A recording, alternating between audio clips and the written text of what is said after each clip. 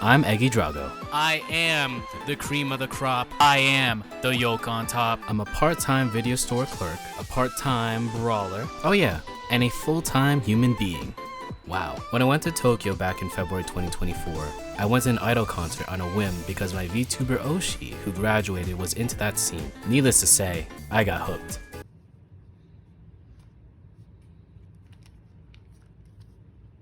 Yeah, I think we bought too many Checkies. After talking to a few idols, I realized every single one of them has a story, be it why they chased this dream, their ups and downs, and even their future after all this. And that's what I'm here to do. Learn more about the idol culture, the various scenes around the world, and to give them a platform to tell their stories. Every idol has a dream and a story to tell. This is IDOLEYEZ.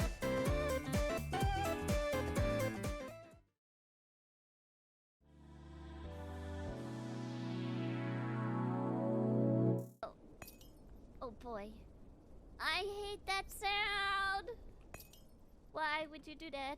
Why would you do that? How am I so— The bubble tea and K-pop loving Pomeranian, Crystal is an idol VTuber who has released several song covers and her first original song in September 2023. She is also a former member of a Kaigai idol group in the past. And next week, she'll be on the show to discuss her time as a member, the transition as a VTuber idol, and what's next for her. All eyes on me. IDOLEYEZ, Episode 4, Crystal, aka CrystalMilkTea, Wednesday, May 29th, 8 p.m. EDT, 5 p.m. PDT, only on twitch.tv/EggyDrago.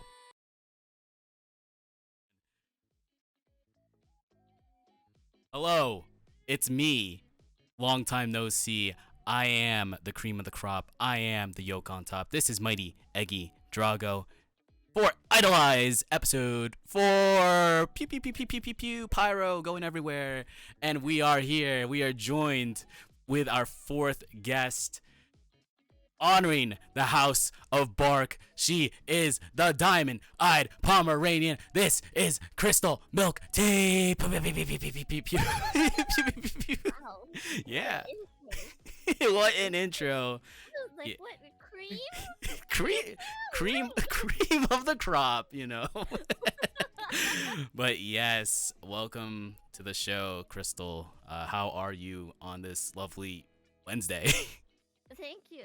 Thank you for having me. I'm feeling a little blue in this room today.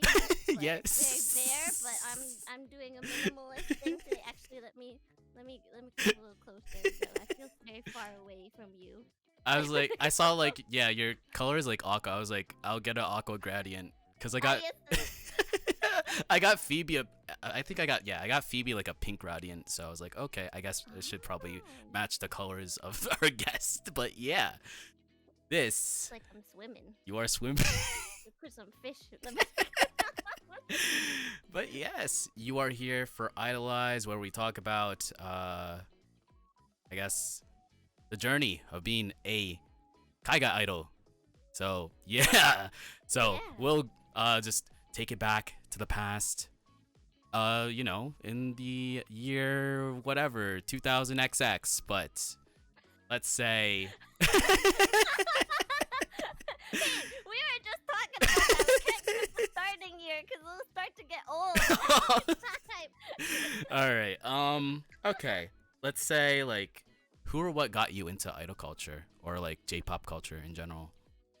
A part-time job. A part-time.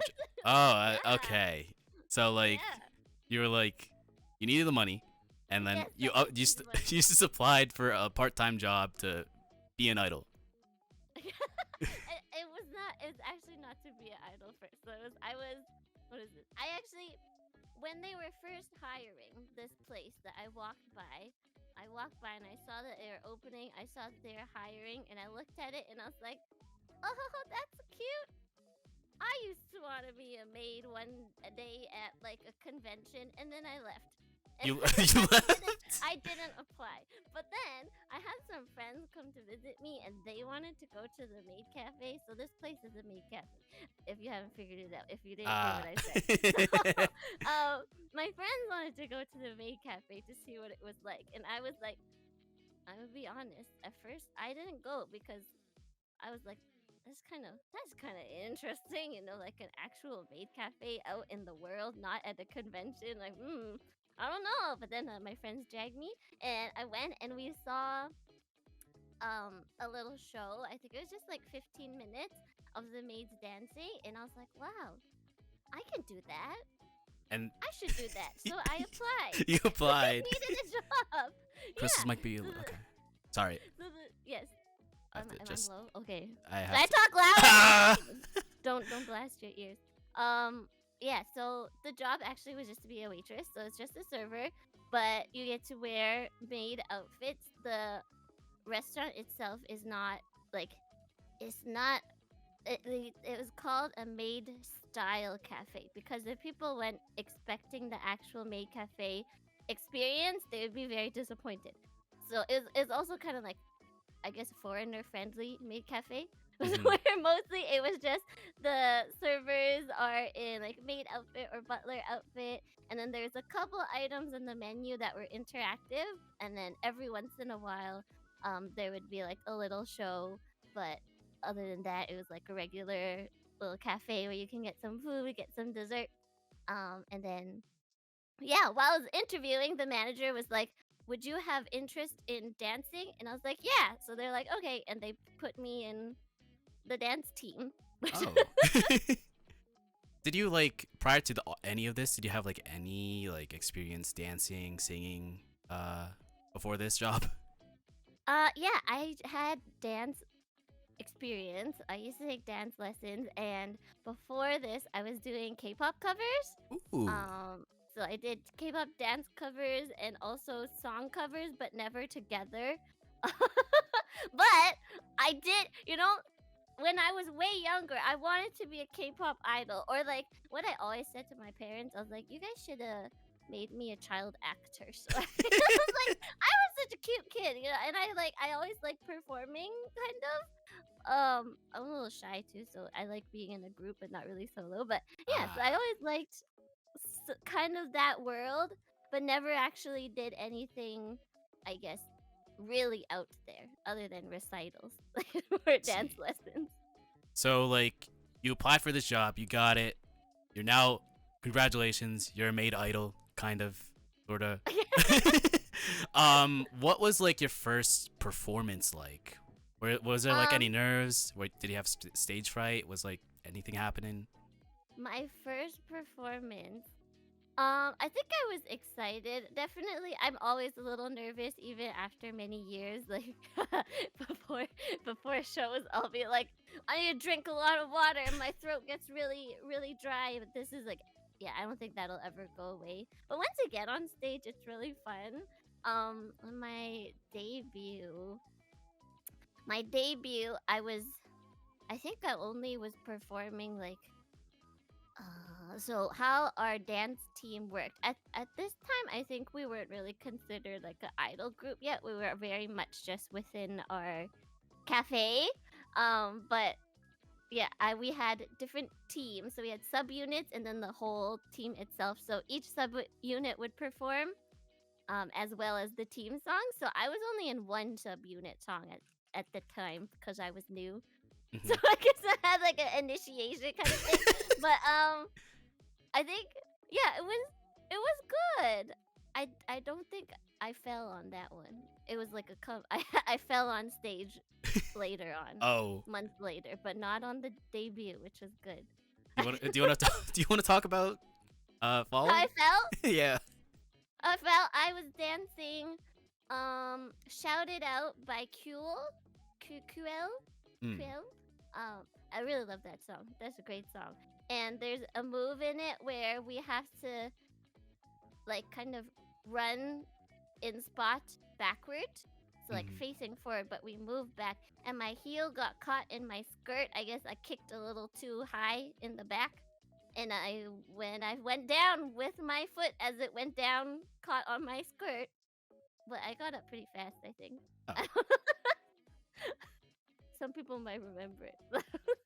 I think that was like my comeback show because I took a little bit of a hiatus for a couple months. Mm. But yeah, the way to come back. Was this solo or just a group or? In a group. In a group. So like you had Yeah. like people like covering, I guess, like just so like people won't notice that you were falling, right? Like that's I guess like the benefit of like not of being in a group, right? Well, it was a pretty small stage, so Oh, I think. oh. Actually, yeah. Let me describe the stage. The stage that we performed at was like.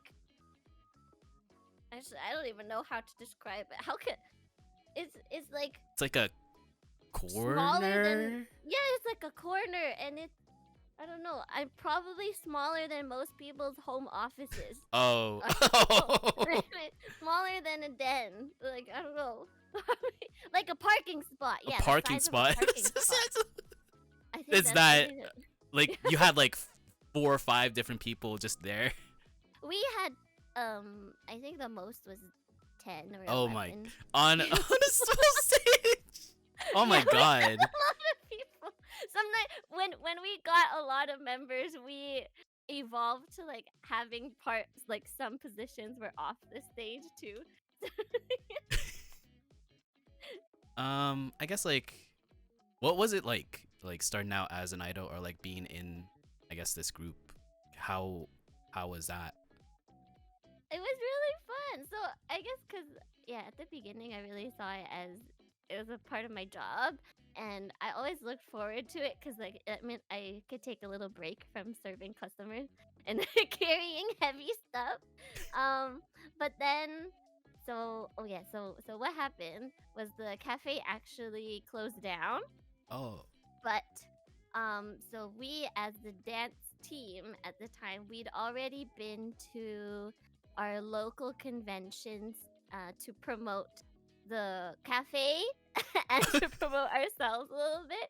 So I guess we had a fan base and we wanted to keep performing. We wanted to keep performing together. So then we started a Patreon, and I think that's when we really like went into the idol stuff, and also Ah. because we met one of the very last. Actually, I think it was the very last performance we did at the cafe was a collaboration with May Dreamin'.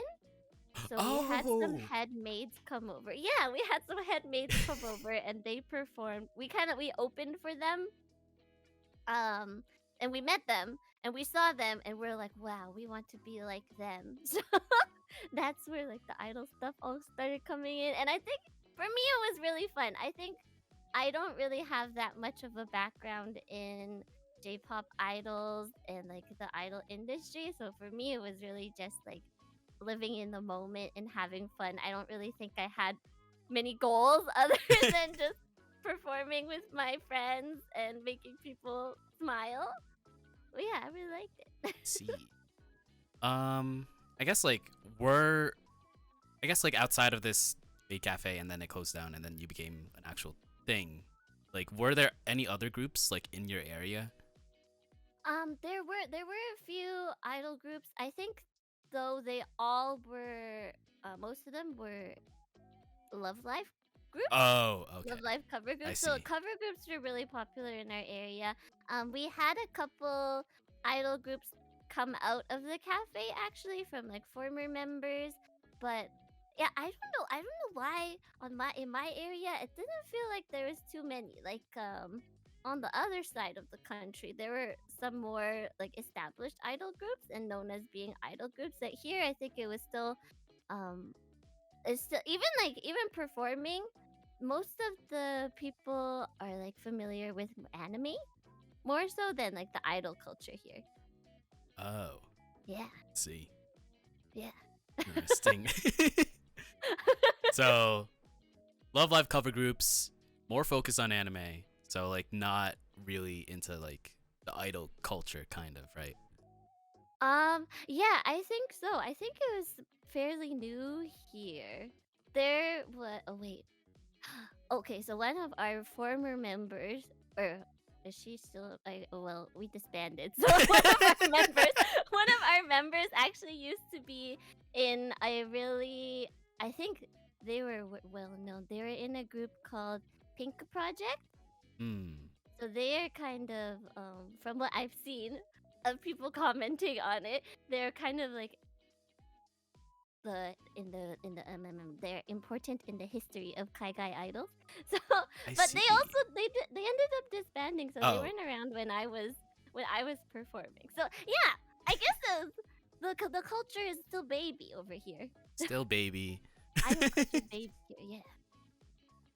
All right. I guess like off very much, pretty much throwing you a fly ball. Like from what I remember, like your group kind of had like a sister idol group in Yes. Australia. How did that happen? That's also a business reason. Is this? So it was from the job part. Our cafe had opened another branch in Australia, so they also had the whole maid cafe concept, and they also had a dance team, and then they also birthed the idol group. And those that side, they're like super. They're the idol culture the idol community in Australia is amazing. It is. It's booming there. Yeah, like that's like one place I want to go to outside of like Japan. Like I want to like experience like I haven't experienced like a US Taiwan concert, US Idol concert, or like Mhm. I do want to experience like the Australian like experience because like it feels like it's tightly knit. So I kind of want to like see how that is. It's very cool to Mhm. see like so many groups like there. Yeah, but like so it was just business. Yes, the sister group exists because of business. Did you ever like interact with like any of them? Any of the members Um, of that group? I had the privilege of going over there, so I did meet them. I performed with them for one night. Mm. Yeah, their stage is even smaller than our stage, but I think they had less members. It's okay. I see. Yeah. I guess like going into I guess the nitty gritty, the nitty gritty. Yes. What I guess like what gigs did you do and how often did you do them? I guess like after the Maid Cafe closed. Yeah, we continued with our convention appearances, so kind of like we had like I think was it like 2 or 3 conventions that we would go to every single year, like regular guests.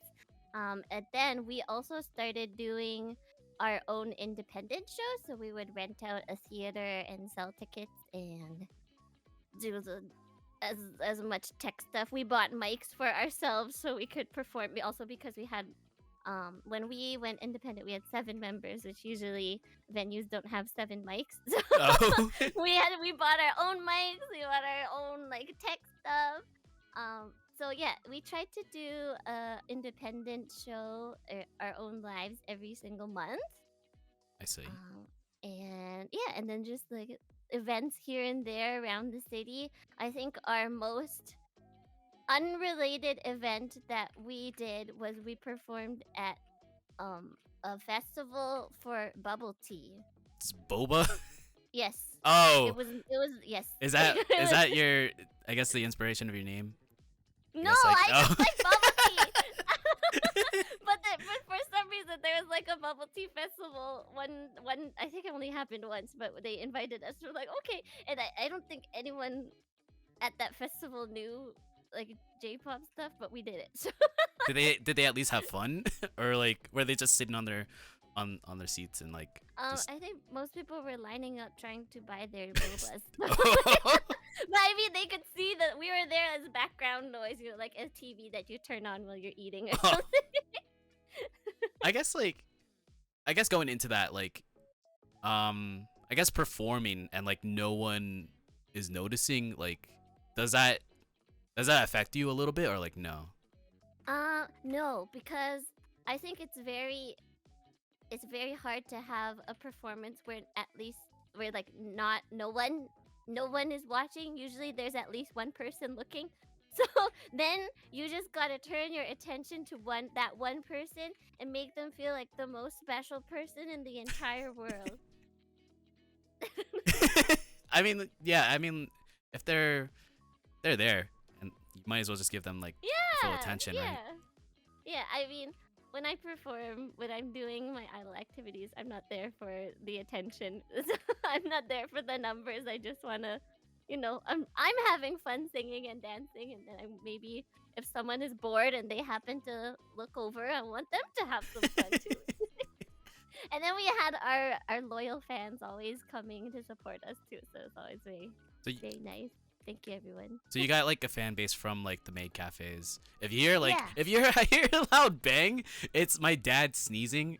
It sounds like a Oh. shotgun, but like whatever. It's like downstairs. He sneezes so loud. Sorry about that. But yeah, like you had like a loyal fan base that grew from like the maid cafe. Mhm. So like they I guess like followed you like through every single like performance. Yeah, we have a lot of like cafe regulars. So, like they went in the back in the good old days. People would come to the cafe and to hang out and spend hours there and just keep buying food and drink, and then we chat with them before the show. It was great. And then afterwards we met a lot of new friends too. We had some people who would always like come in even from out of town to watch us as often as possible. So I was very grateful, always very grateful, and very happy to see everyone. I guess going from that, what was there a gig that was like super duper far? Like what was the farthest you've gone for a concert or a set? We flew across the country, so from the East Coast to the West Coast. I think it was like a 6-hour flight. We performed at a convention over there, which is our biggest stage, our biggest convention, I think, and like the nicest stage ever. It was amazing. It was one of the last things we were able to do before the pandemic hit, so I'm always very happy that we got to do that. Yeah. I think I remember like a few days ago you posted like I think like, Yeah. it was yeah, a that gigantic picture. crowd. Oh my god, that's like so many people. Yeah, we were really nervous because we are only known locally. At least we thought. we actually, I'm pretty sure we were only known locally, but somehow we went over there, and I guess people were curious what we were. The idol culture the idol community there's a little bit bigger, I think. So more people were like, "Oh, a new group from the other side of the country. Let's go see." And then yeah, a lot of people turned up. It wasn't an empty room. We were scared. I mean like a packed house is pretty good. So yeah, Mhm. rather have a packed house than an empty one to be honest. I guess we went over the weirdest gig, which was like boba tea, boba tea Yeah. festival. Yeah. What was I don't even think like they were anime fans. Like people no? just They're wanted to drink boba. tea. I want my taro.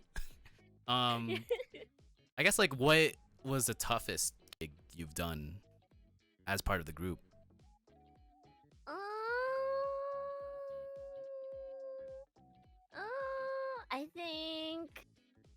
I think we are probably our final live, which we didn't know was going to be our final live, but it was right as COVID was hitting, so we had reduced audience seats, and we did a live stream so people could stay home and watch it.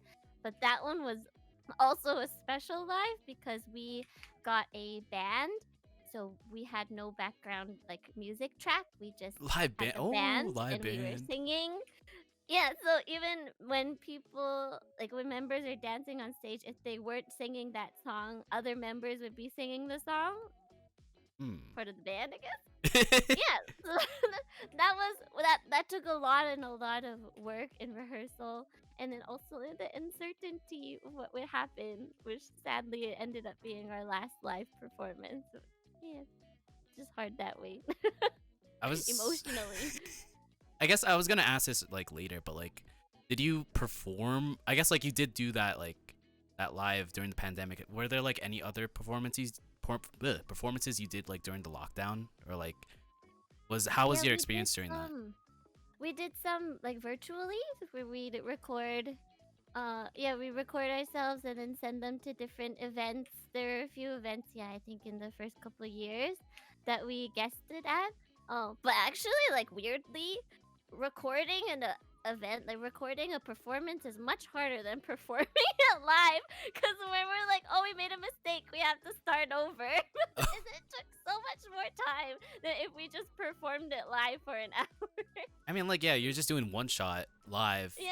compared to like you might just have like a mistake in a take. So yeah. Yeah. I guess like, do you prefer? I mean, like, you already answered the question, but like, is like getting like the crowd like reaction, was that like something that was better for you compared to like Yes. just performing like in the pandemic where like there's like no one really reacting to live Yes. stream, whatever? Yeah. Yes, definitely. Like the wotage. I love wotage. I love hearing people screaming at me when I'm performing. Yeah, I do like seeing the lights, like compared to like being in like I guess like being in an actual like JP Idol concert, like seeing the lights, seeing the people like do like the motions, chanting. I guess like that's what I crave. What a weirdo way to say it, but like, oh, something I like want to see again, cause like during a pandemic, like no one, basically like in, I guess like being a wrestling fan, like like people, there was like wrestling shows where like there was no crowd, and like you need like crowd interaction to actually like Yeah. keep the like the performers like going, and like even with idols, like like having like people there in a reduced setting and like not being able to chant or like not being there at all, it's very different, right? Yeah. I think that part of the appeal of idols and the reason why idols like being idols too is the ability to interact with the fans. Yeah. Like people don't just like idols because they're cute and on stage, though I'm sure they do, you know? It's not just because they're cute, you know? They like the personalities. They like the little interactions they can get. I mean, yeah, that's basically what got me into idol. Was meeting, I guess, idols like when I was in Japan. I mean, like, yeah, idols that like spoke English. I was like, oh my god, you can speak English. I can have a fully fledged conversation with you guys. I was like, oh shit, sorry. Oh, sugar honey iced tea. What? Yeah. What else can I say? Oh, when you were like performing, I guess like you would sell merch, right? Like after the Yes. show. How was merch like when you were starting out? Like what did you how was that, and like what did you sell? The first thing we ever sold, I think it was from our managers, like the cafe management. They're like, we should try selling something. The first merch we ever had were these like $2 pins. Oh. Like not even a metal pin, like those round, like the circle kind of Just laminate pin. Oh, okay. Like with the safety pin on the back. Those are our very first merch. But then it was cute because we'd have members like draw different things for those little buttons. I remember the first thing we had was like a button for each member, so people would try to like collect them, or some people would try to buy as many of their Oshi's buttons so it's sold out, so no one else can buy it. Some people did that. And then we got some T-shirts after that, which I don't know if anyone listening still has their T-shirt from my old idol group, but some secret information to make you feel special. That T-shirt is all of our members' pajamas, like one of our favorite pajama shirts to wear. We always, sometimes like we'll have sleepovers and we all have the T-shirt, not on purpose, just by coincidence. and then we moved on. We discovered the magic of checkies. Yeah, checkies. We discovered those. We discovered checky decorating. We were able to sell those. And then what else? We had some bromides, so like nice photo shoots, and then like do the prints for that. And then I think our peak merch time and the merch release was checkies, but gotcha. So Gotcha. they're random checkies. So you Ooh. would buy a checky in a little envelope, and you have to see what you get. And yeah, people, people bought a lot of Chuckies. They People want. bought too many. They They want. they bought too many where they realized that some were duplicates. So Oh. I mean, that's a gotcha for you. yeah, you're right. Yeah, I the mean, common ones. Yeah. I mean, you can't. Can you C6 a crystal Checky? Who knows? I guess like yeah, Checky gotcha is crazy. Mhm. I mean, like I know like some groups do like dice rolls to like see like what they can get. So like maybe a Checky, maybe like a video, something like that. Yeah. Oh. So gotcha Checky, I haven't heard. That's very Oh. interesting though. You Yeah. should share that with others then. Yeah, for sure. or maybe not. Maybe it's an evil that should not be released into No, the yes. world. I mean, like, there's definitely people that would buy 600 Checky gotchas yes. and make some idols a lot of money, which they want and deserve. Yes. And they need for their food. Yes. I guess like did we go over this? Like how did you or your group like get your name out there post Made Cafe closing down? I guess like doing like the con shows, right? Yeah, I think from our cafe we were I think the cafe helped us first. So we were really known for just being the maids from that cafe, even amongst people who aren't idol fans, because I think a lot of people locally just knew that there was a maid cafe. So they really liked our food. Our cakes were really good. So we are famous for that. And then yeah, I think it was just we made a few like friendships outside in other idol groups. I think like one in a different province was Ice Cream, the idol group that some of the members met. I don't remember how. I think they were like coming to visit. Mm-hmm. So yeah, and then yeah, just then becoming friends with other idols. I guess like networking and then like Yeah. definitely that definitely gets your name out there. Like, Mhm. I guess like going on to the next thing, like since you're like the first guest that's like been in a like fully fledged group, we have like people in duos, we have people performing as solos, but like you have performed with I guess like more than 2 people. So like, what was that dynamic like? Like, what, how was that like? I guess like determining like which part does each member get, yada yada, stuff like that.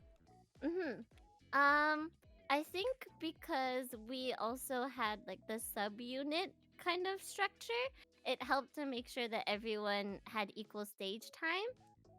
We were also very lucky. I think our members. We always talk about this. We're very lucky to not have to like genuinely like each other and not need to experience any politics or conflicts within our group because there's like the idol world is still the world, and there's a lot of conflict in the world sometimes. Um, yeah, I think in general, especially so I was co-leaders with another member.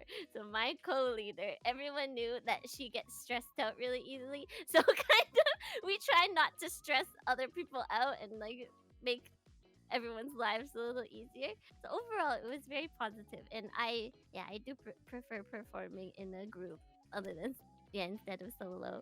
See, like, cause I guess like going into like K-pop, cause like I know for a fact that like there's some groups that are just they I mean like on screen they're like buddy, but like they're like off screen they're there for business. They Yes, don't really it's know work. each other. It's just business. It's just work.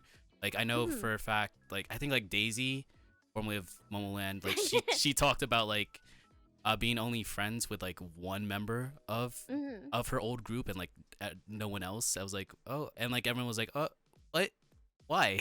But like, yeah, it's just, I mean, it is business for some people, and like sometimes like I guess it's a different experience because like you guys, I guess like you performed together, and like I guess were you friends like before the maid cafe, or like did you just became friends like during the experience? Yeah, we became friends during the experience. So I will say that definitely before the cafe closed, it was more of a coworker relationship, especially so we always had like cycling members, but the main seven that stayed afterwards. So we were the ones that were like friendship power. But there's definitely because yeah, we had a lot of members actually from Japan, so they would be on visas, so they can't stay permanently. But yeah, I think even like when the group was first formed in the dance team, because there were subunits, it would be hard to find opportunities to connect with the members of the other subunits. But Right. I think maybe in like the last year of the cafe closing, we trauma bonded. So the members that yeah, the members that came out of it, we're friends. We're friends. I guess like going on to the next thing, like was I guess some people definitely experience this, like especially starting out, but like I don't know if it's like the same because like you performed like in a big cafe, but like was there a time like you had to perform in front of like a empty venue or something like Oh that? yeah. Yeah, definitely. There were days at the cafe that are very slow. Oh. Maybe hence why it closed. Oh.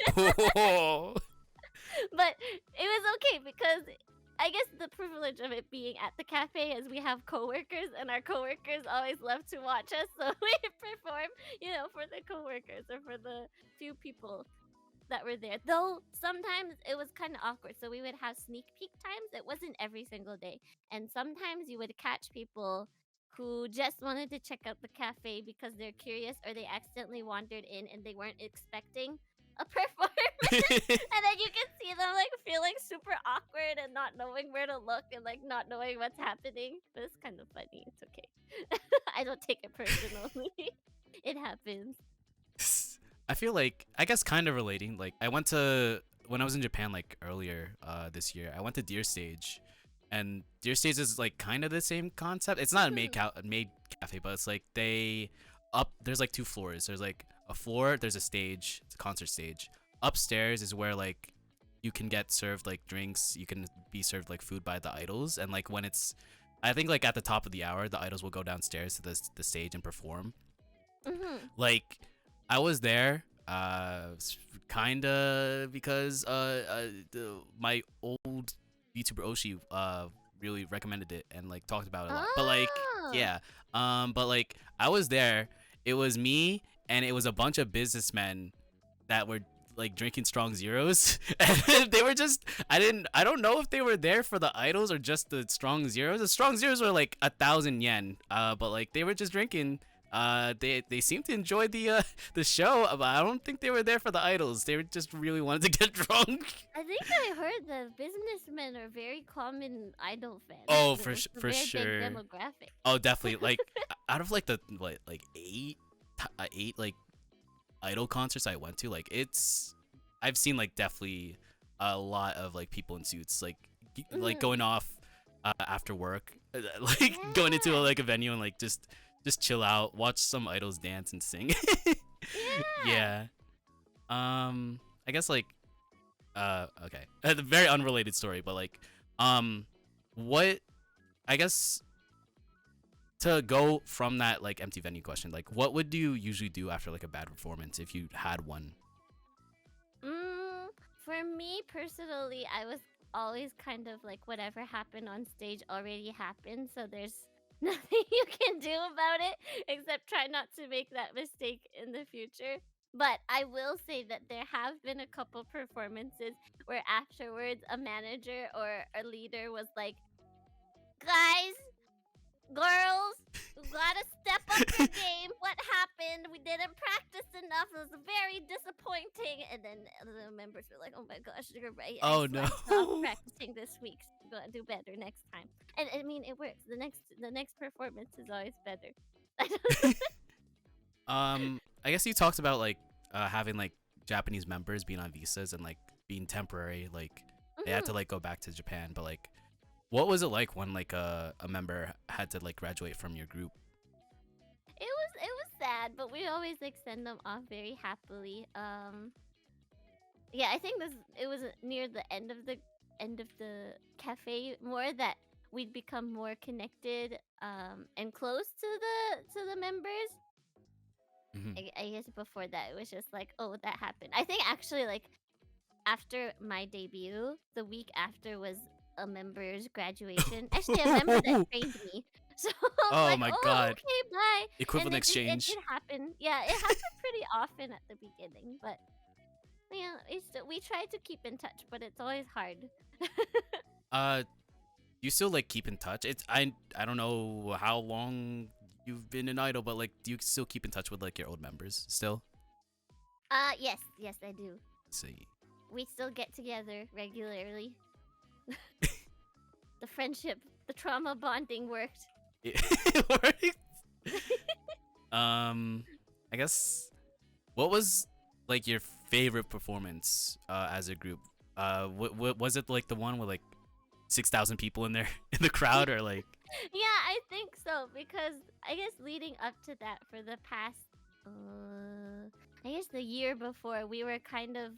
It would have been our first year independent and being like, let's try to take this little bit more seriously. Let's try to get more original stuff. Let's try to make ourselves like actual idols.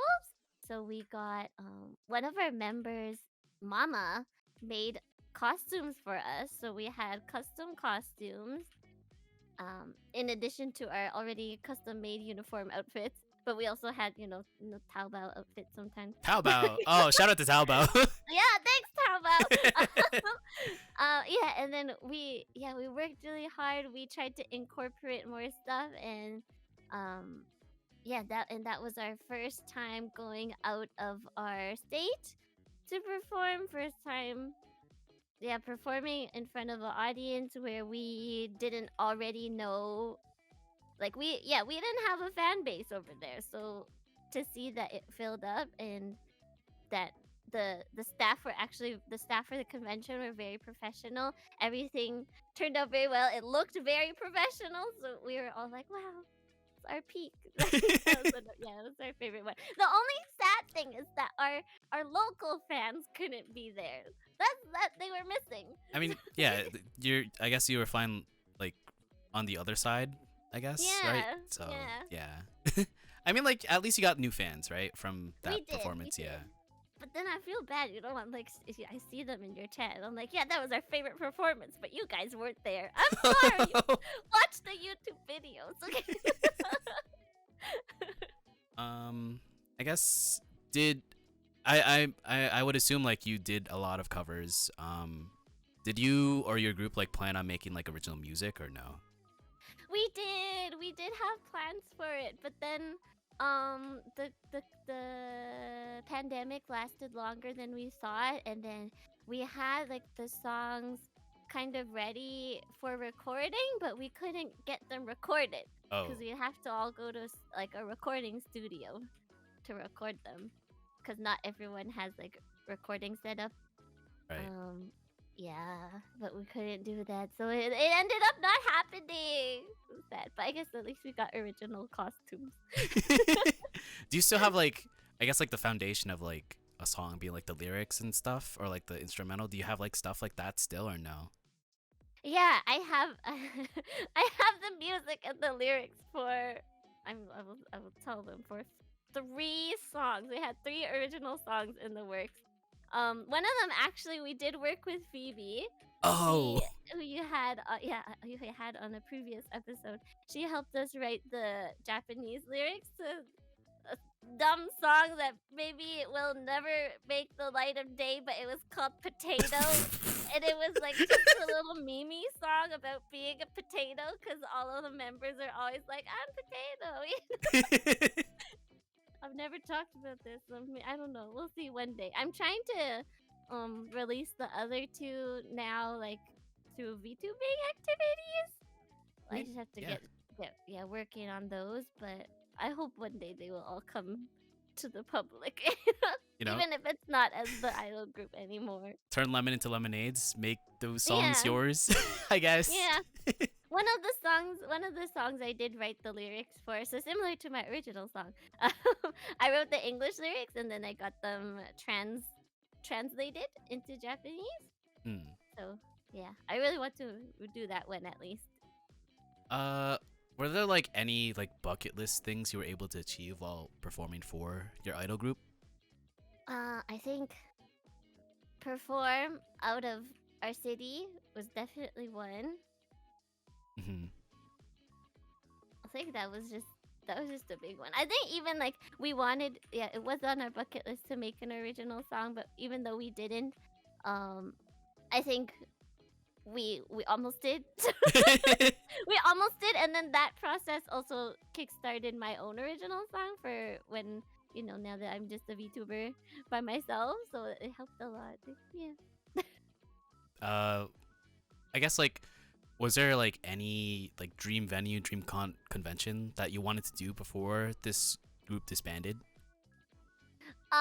I think we talked about like what if we could do a performance in the States once, but we didn't get there physically. We did do an online convention though that was based in the States. So Oh. I'm trying to stay positive. I mean, maybe. I mean, like maybe one day you'll perform solo in the States. Wait, I don't know. I'm shy. You. It's kind of scary. I mean, you have experience, right? I guess. Now that we're at the tail end of this, like, what happened to the group? Like, did it end on good terms? Yeah, it ended on good terms. It was just the pandemic lasted so long. And then I think that that time we were all like, it's still hard to say when we can fully be together again and when we can start rehearsing together. And yeah, because we would have rehearsals at least once a week. We have to find a location. Our main venue where we held our own lives closed down also. Oh. So we'd have to find a new location to perform at. So I think at that point we're like, it's already been such a long time that maybe we shouldn't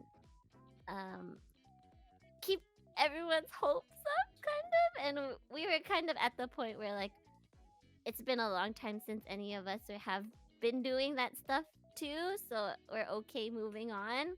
But it is bittersweet. They always talk about every time I hang out with them, someone mentions, "Oh, we should do a reunion." Yeah, why not? Why not? Well, we always say it, but then it takes a lot of work. But we'll have to see. And our members are now like kind of all over the world. Oh. We've all relocated a little bit, so yeah, maybe though. I guess. I mean, like. You talked about like the original songs. You talked about wanting to perform in the States. Was there like anything you wanted to do prior to the end of the group, other than that?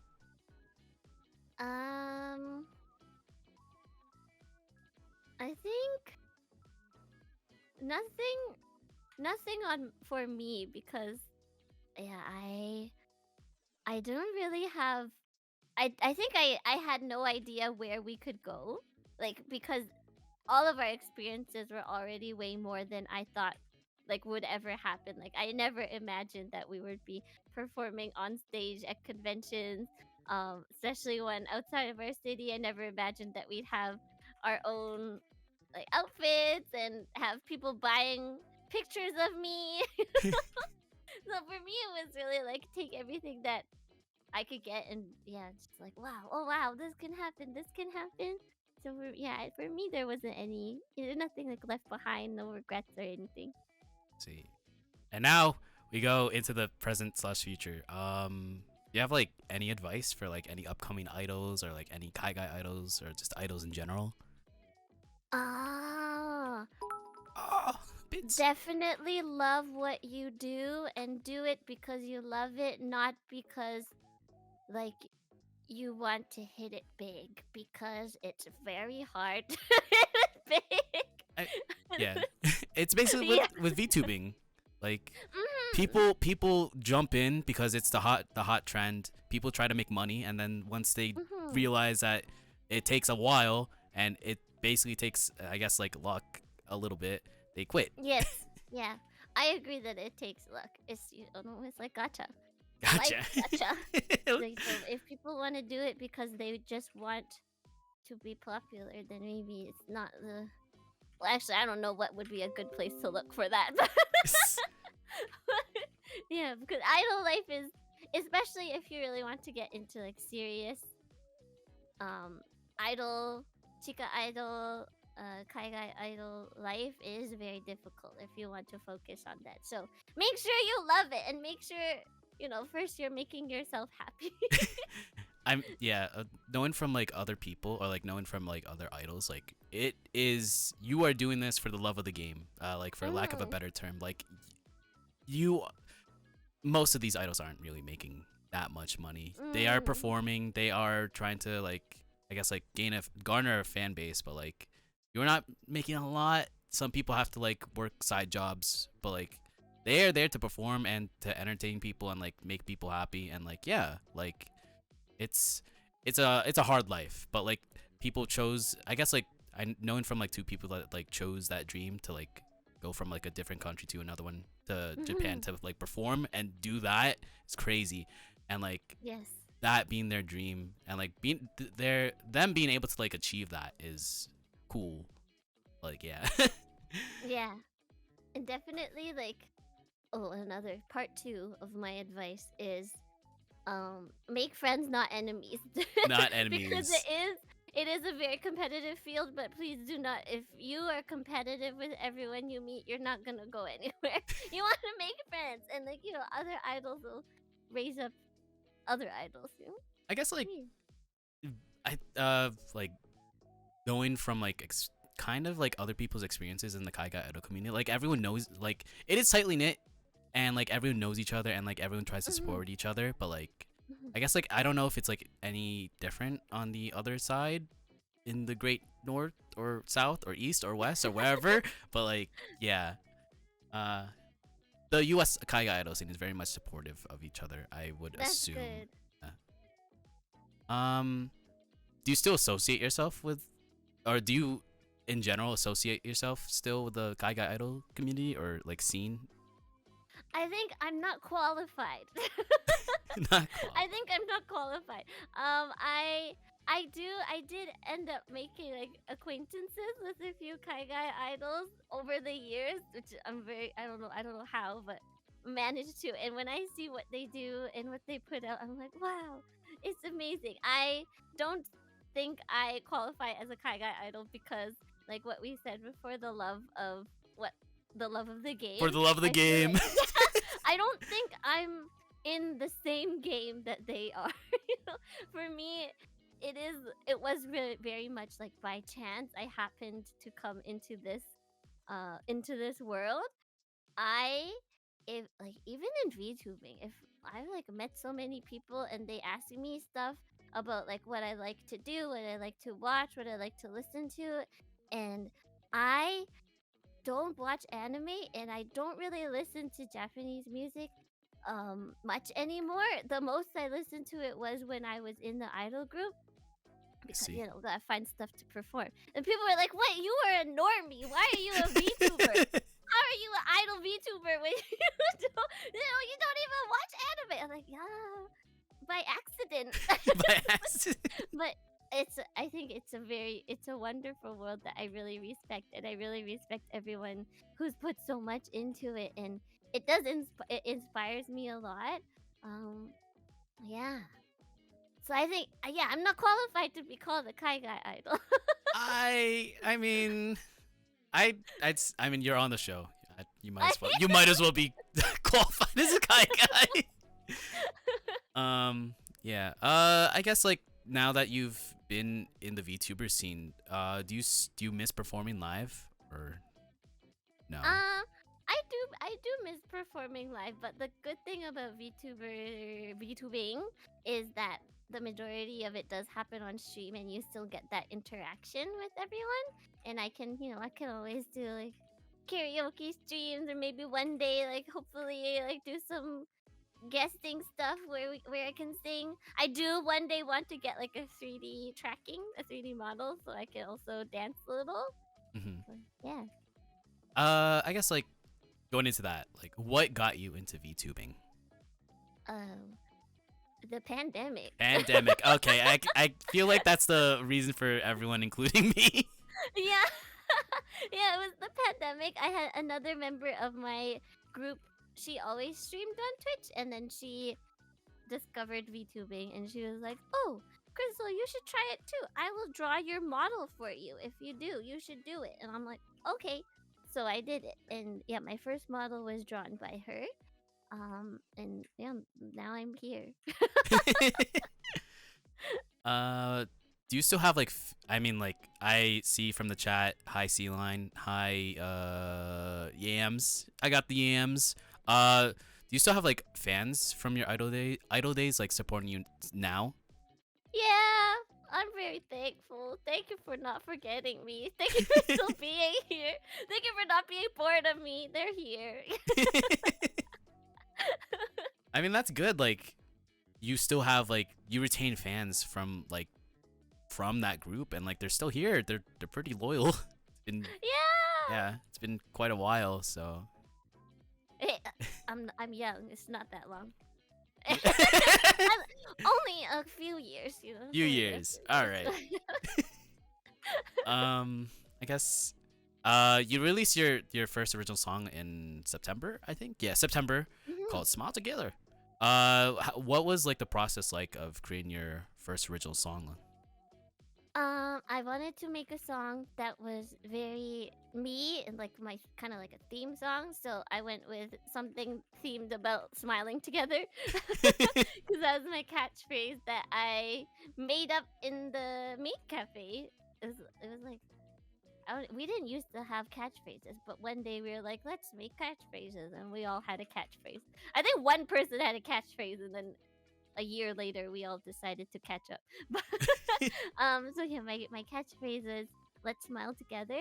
So I wanted to write a song about let's smile together, and I wrote the lyrics. I like writing. I've always liked writing lyrics. It's kind of cringy, you know, when I was in middle school, and I'm like, oh, I'm so emotional and cool and creative. Wow, artistic lyrics. But I wrote the English lyrics and then sent them off to another member of my idol group to get them translated into Japanese, and she also likes to work on songs in Japanese. She done some like Korean, like K-pop to Japanese covers before, Ah, so she helped me with the flow and making sure it didn't sound awkward or clunky, because that was the big thing that I had. Like I wanted it to sound natural and like a song that you would listen to over and over again on Spotify. It had to have listenability.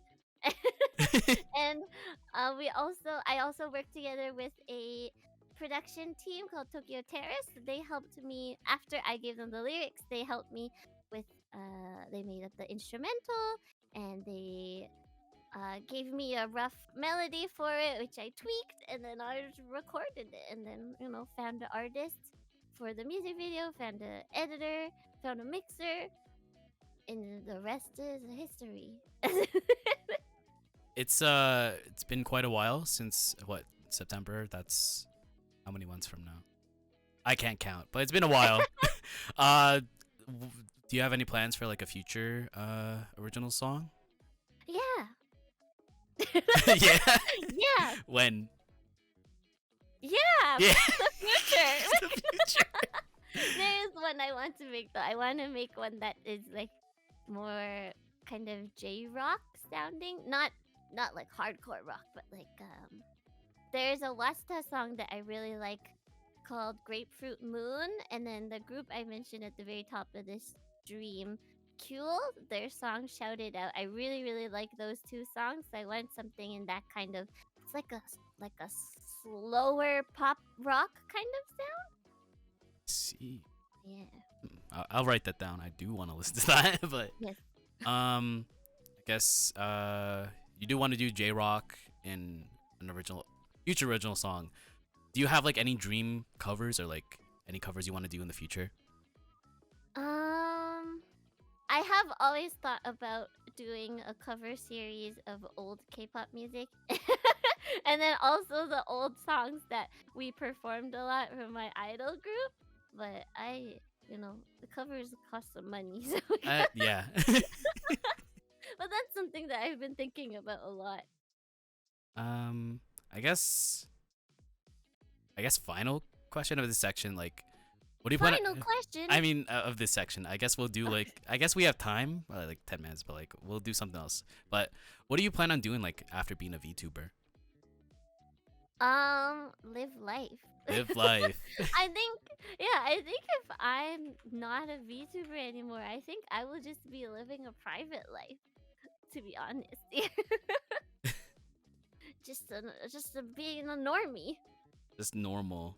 I'll be a fan. I will start wailing for more people. I mean, like even before this, I was gonna like graduate, and like not had I not like found like I guess some Kaiga idols or like being into the scene, I wouldn't have done this. I wouldn't have like continued being a VTuber. I would have like just had a normal life, try to have a normal job, but like I kept doing it. So now I'm here with you. Glad. Yeah. This is just the beginning too. I'll This- give you my context. Thank you very much for accepting this invitation. Ooh, what that sounded weird. This invite to the Thank you show. for your invitation. I guess like knowing this is a little bit bonus section, but like knowing that you're like into K-pop, I'm into K-pop prior to like being into the idol scene, but like top 3 girl group songs of all time. Go. Of all time. All time. Specific songs of all time. Yeah. Can I do groups instead? Fine. Okay. I really like Kara. Ooh. Oh my god. 21. Kara. Ooh, 21. Oh, you're a second gen fan then. And Twice. Oh, Twice. So all right. Let me wait. No, I'm young. I'm young. Cause like I got into the scene like what 2016, 2017. So like peak 3rd gen. Oh. So like I would have been into Twice, Red Velvet, and G Friend. So I do like being in like a K-pop like server, we used to do like ratings of like different like I guess like different eras. So we did like a 2nd gen rating, and like that's how I got into like that's how I discovered Kara. That's how I discovered like 21 and like the other groups. But like yeah. Oh wait, I got and Girls' Generation. So I don't SNSD, yes. I'm gonna get yelled at by my mod. Yes, Stan SNSD. But, yeah, I was really young when I first got into K-pop, but then I think like that gen makes it kind of magical and special for me. He's gonna yell at me.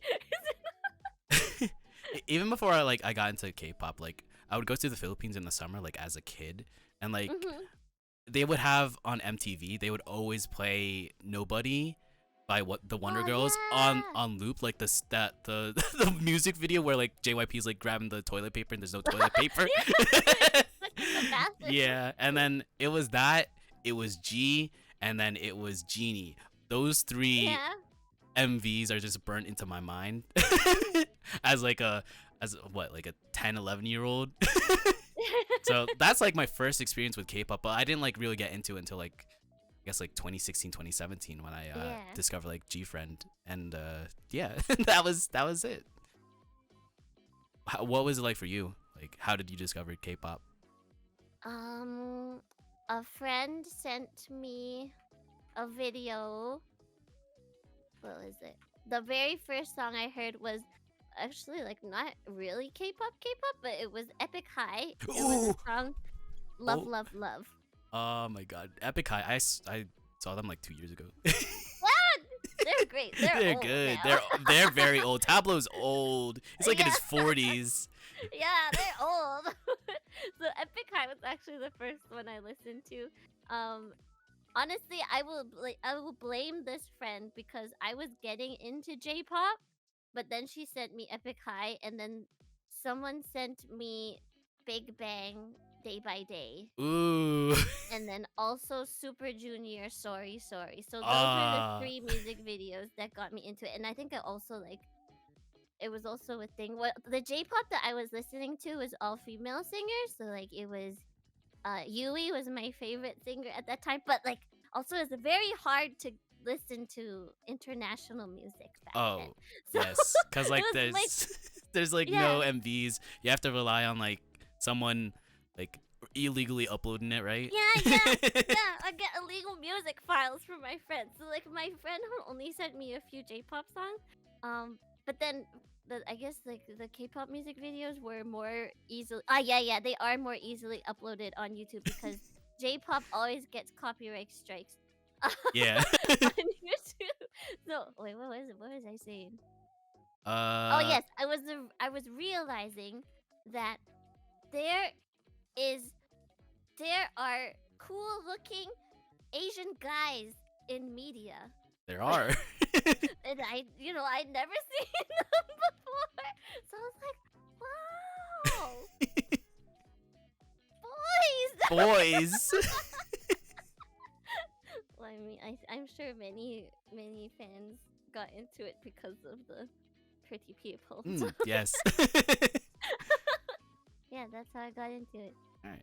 Yeah, this is like a little bonus section because like I don't usually talk to people about K-pop, so I was like, oh, you're into K-pop, I'm into K-pop. Yeah, All right, we'll talk about it. I think one of the big things too was that K-pop had dances. So from a really young age, my friends and I were like, let's do a cover. But I don't know if they were called covers back then, but we just like dancing the dances by ourselves as kids. That, It was a yeah. nice experience. What else can we talk about? It This is very much. Kendrick and Drake. All right, you want to talk about Kendrick and No, Drake? I don't know anything. There's been no update. There's no It's update. over. No, I thought Over. Kendrick would have like released another diss track, but nope, that was it. He hit the dagger, and that was it. Yeah. I don't really want to keep you. No, I'm Rob. having fun. You Don't are- worry about it. This is very much just another bonus section because like I guess like Yeah, I keep 'em don't coming. keep them coming. I'm telling all. What's like your favorite like K-pop concert that you went to? I have only. Oh, never mind. I was about to lie to you. I was gonna be like, I only went to two groups of concerts, but I lied. My ultimate favorite group right now is 17. My favorite group before 17 was Super Junior, and they both have 13 members, so I guess I have a trend. But I really like their live performances. So yeah, for me, going to a concert, the live is very important. It has to be something that I can't get from like watching the videos of their performances online, right? So I really love their performance. The first one, I would say the favorite one was the one that I watched in the Prudential Center because the one before that, there was like, I think it was 3 years later or 3 years before Prudential Center that I watched my first concert, my first 17 concert, and they were in this tiny little stage that like looked like it was, I don't know, it looked like a school gym kind of stage. It was in a theater, but the stage looked like a school gym. It was very tiny, so it was really cool to see how far they come in those 3 years.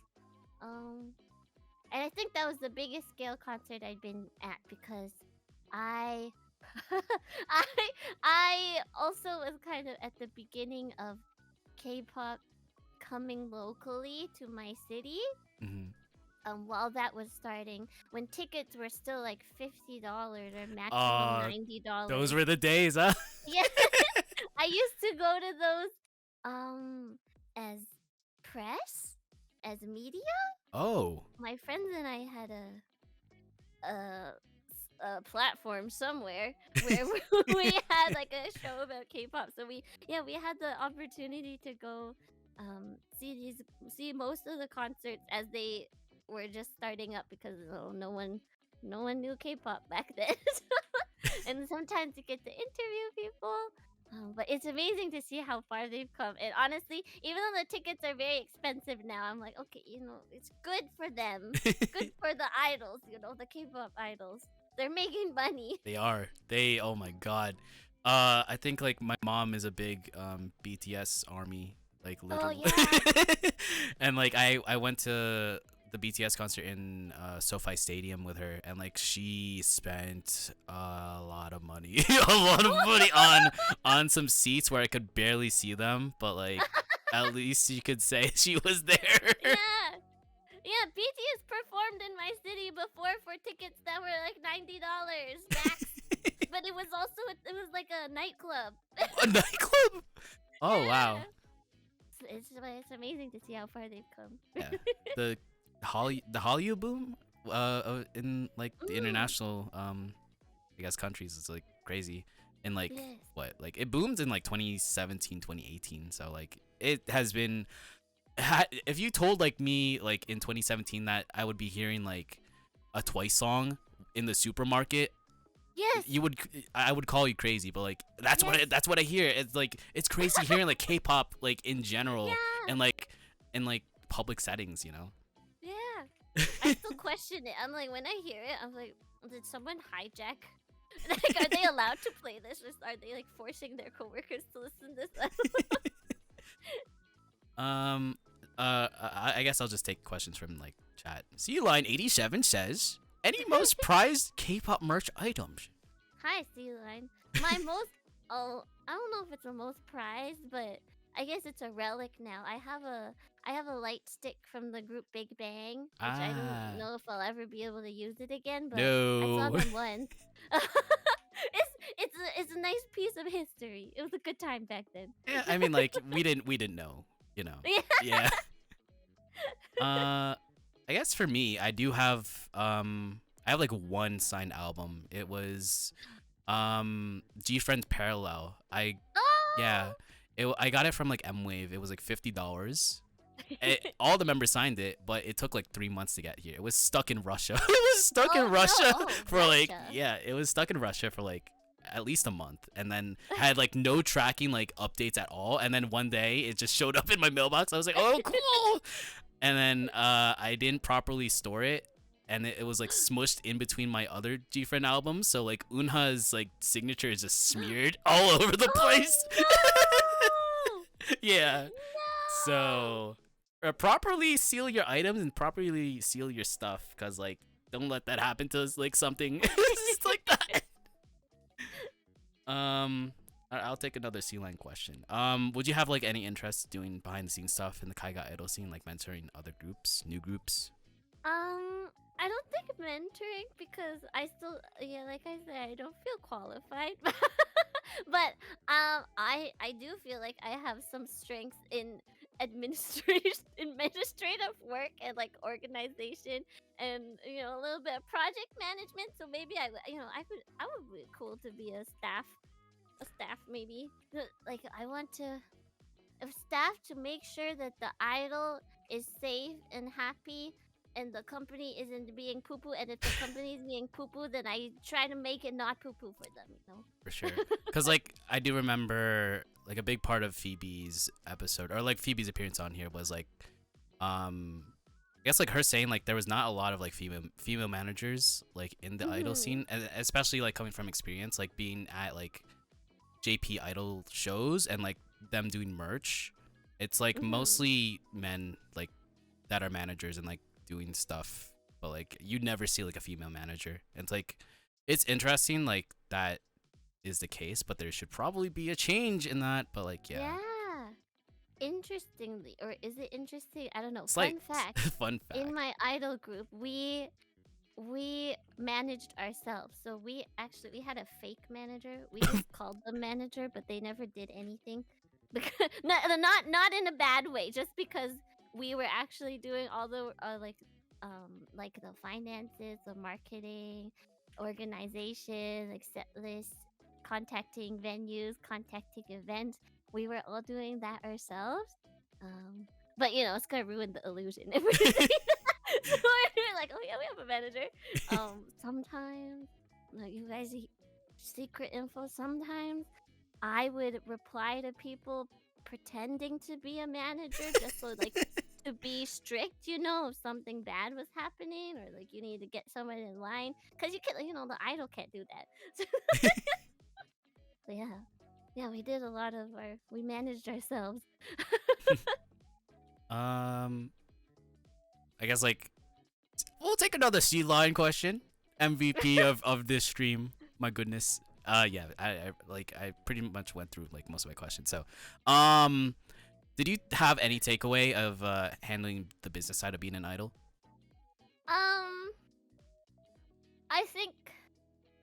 I think the business side of being an idol is very similar to the business side in many industries where people are always busy and people are always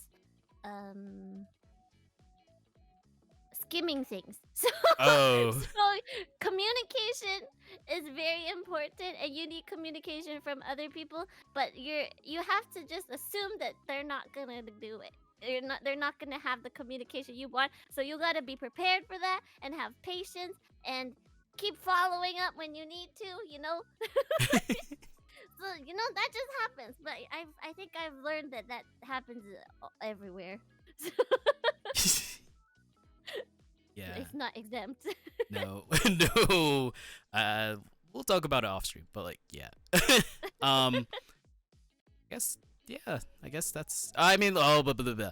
I guess when I guess like rediscovered you. You had like a stream about like going to Japan. Yes. Did you go to Japan prior to like this year? I had been before, but like with as like a baby. So As it okay. doesn't count. I don't think it counts. Did you? I guess I'm gonna. I think I asked this like when I like first appeared in like the stream and like you did like a Zatadon, but like did you go to like a JP Idol concert before or no?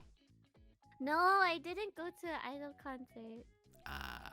But to me, I've seen videos, and to me, what I experienced at the cafe in Australia was very similar. Like the vibe there was very similar to the videos that I've seen of JP concerts. Interesting. The Secret Idol, yeah, the underground one. Okay. I might as well call it now, but before we end the stream, we do a segment called 12 notifications on twitter.com. Oh my god. We usually do a segment called the worst pep talk ever. I did this this morning with one of my Oshis on a fan call, but I usually have 1 minute to give you absolute worst pep talk all time. You give me the pep talk? Yes, I give you Okay. the pep talk. I'm ready. All right, give me. It better be bad. Turn the clock. Now, Crystal, you have been through so much, and being able to garner friendships with people in your former group is, I mean, like you did trauma bond. That's cool. But being able to be friends with like your former members is cool. Being able to, I guess, like experience like being in a maid cafe, being able to like go to conventions to perform as your group is pretty cool. Being able to have fans that were able to carry over from your idol group into here, and they're in the chat, and like being able to like follow you, watch your streams is cool, because like some people just sometimes abandon their favorite idols once they when things change and stuff. But like yeah, you're cool, you're awesome. Pressure creates diamonds, and pressure created you and your former idol group, and your friends now. I don't know what I'm talking about, but yeah, yeah, you're awesome, you're cool. Brave Sound, AOA. What am I Oh saying? my god. JYP. JYP. Yeah. I need a cha-cha beat. And yeah, you're awesome. You're literally cool. And I'm way over. I'm like 90 seconds. Okay, I'll stop. That is literally the worst pep talk ever. No, that was. I'm disappointed. That was great. What do you mean? no, It was not worse. that was dookie. No, Most it of these was pep talks awesome. are doo-doo. Awesome. Thank you. Yeah, and that has been episode 4 of Idolize with Crystal. Idolize. Can I ask you a question? Okay. Why is it called Idolize? So this was definitely I thought, okay, so you know the group Eyes One, right? Yes. I thought Eyes One But had not Izone. no Izone. Eyes One. I thought Eyes One had like an album called All Eyes on Me. Oh, not All Eyes on Me. I thought they had like an album called Idolize with a Z. I was like, is this a Bernstein effect? I thought they literally had like an album called like Idolize. I was like, huh. I guess I'll take it for myself. That's it. That's how. Yep. That's how Idolize became Idolize. And I was like, I like it. Then I asked my friends. I was like, do you like Idolize with a Z or Idolize with an S? And they're like, Idolize with a Z. All right. That's the name of the show now. I agree.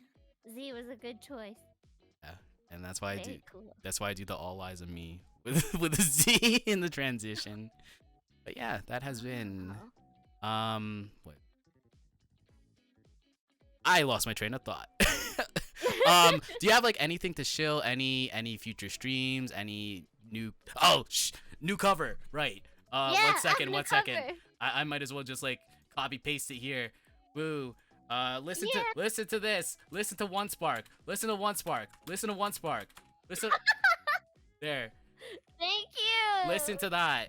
And if you don't know Crystal, now you know. Go to all of these URLs. Follow her on every single thing. Twitch.tv, Twitter.com, YouTube.com. Yeah. Amazing. Yeah. Thank you. Yeah, that's it. That's it. Do you have like I don't have anything extra. really? You said it all. No streams? No future streams? Well, I'm streaming tomorrow. I'm playing Monster Hunter. It's nothing special, but I'm trying to fight a monster that I lost to last time. So I see. I hope I don't die. That's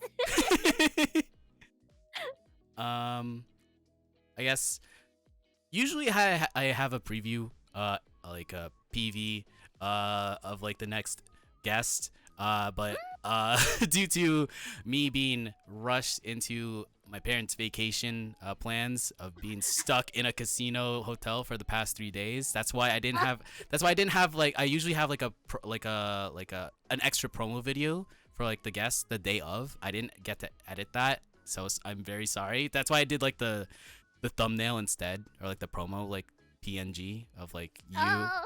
I usually do that, but like I apologize. I usually have like a PV. Don't apologize. I didn't even know about it. You don't erase. I can't hear it. Yeah, and I also didn't have time to do the PV for our next week's guest because I was stuck in a hotel with no laptop.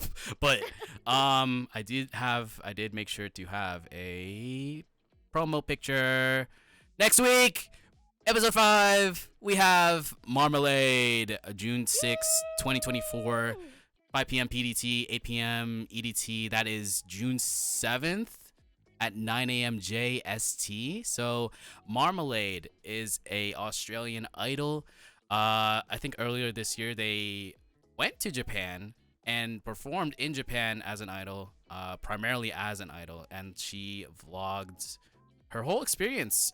You can check out those vlogs over here with this command. Wow, follow Marmalade there. Yeah. Also, Crystal's on here. All right. Yeah, Whoops. But yeah, Marmalade will be on. I didn't get clearance for some footage, and also I didn't have time to edit a PV, so I'm very sorry. But yes, Marmalade will be here next week. Yeah, Marmalade's cool actually. Like, it's very interesting to see like how a like a Kai guy moved to Japan to like perform and stuff, and document her whole experience and the highs and lows. But yeah, Marmalade will be on next week, June 6th, 2024, 5 p.m. PDT, 8 p.m. EDT. Yeah. And then as for this week, for me, we have our. I guess I didn't have time last week to do an anniversary stream, but this Saturday will be our 3rd anniversary stream as a VTuber, and we're going back to our roots. We're going back to pro wrestling and being a commentator. So we are we are doing for one night only. Section Eggy is dead. That's like the show I used to do before IDOLEYEZ. But some wrestling, restore the feeling. It's my 3rd anniversary. It's Amelia Watson versus Megurina Luca. Saturday, 7 p.m. PDT, 10 p.m. EDT. It is a match that happened in Section Aggie that had no definitive end, but they are about to fight in 3 stages of hell. So that means 2 out of 3 falls, 3 different match types. It's crazy. Whoa. Yes, Amelia Watson, former Dragoverse champion. Megurina Luca, former 2-time Dragoverse champion, unbeaten for one year. Yeah. One night only. Commentator Eggy is back, but that is not the only match on this card. 3 stages of hell. We have Anarchy in the arena. We have Team IDOLEYEZ, which is Hatsune Miku, Maria Marionette, Takanashi Kiara, and Pomo Rainpuff, taking on Team Section Eggy, Gargura, Tosaka Rin, Asuka Langley Soryu, Calliope Mori. Yes, Anarchy in the arena. Anything goes. Everything will happen. Wild stuff happens in Anarchy in the arena. I went to a wrestling show where Anarchy in the arena happened last Sunday, and someone got lit on fire. That was pretty sick. With a flamethrower, which is sick. What? Yeah, it's crazy. Will there be anything crazier than that on here? Who knows? Tune in on Saturday. Yeah. But yeah, that's our anniversary stream, Saturday. Yeah, like 1 month in the making. Yes, I know. Section Eggy died literally 1 month ago, but like I had that kick to go back to wrestling again because of Doki's stream. I was like, Wrestle VTuber, whatever it's called. I was like, I want to do this again. All right, I'll do it again. One more time. You should. Yeah. That, all right. I don't know what is going. I've never watched wrestling, but that looks amazing. Yeah. We used to do this wrestling show called Section Eggy 2 times a week. It's crazy, stressful. I killed it for IDOLEYEZ, but we're kind of bringing it back for night only, my anniversary, and it's my bread and butter. So yeah. What if you just did it 1 night a week? Or Nah. 2 weeks?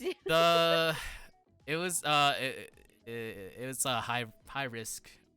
I mean, like I had to like, so for these matches I had to like go through a ton of things. It usually took like 2-3 hours for like the perfect take.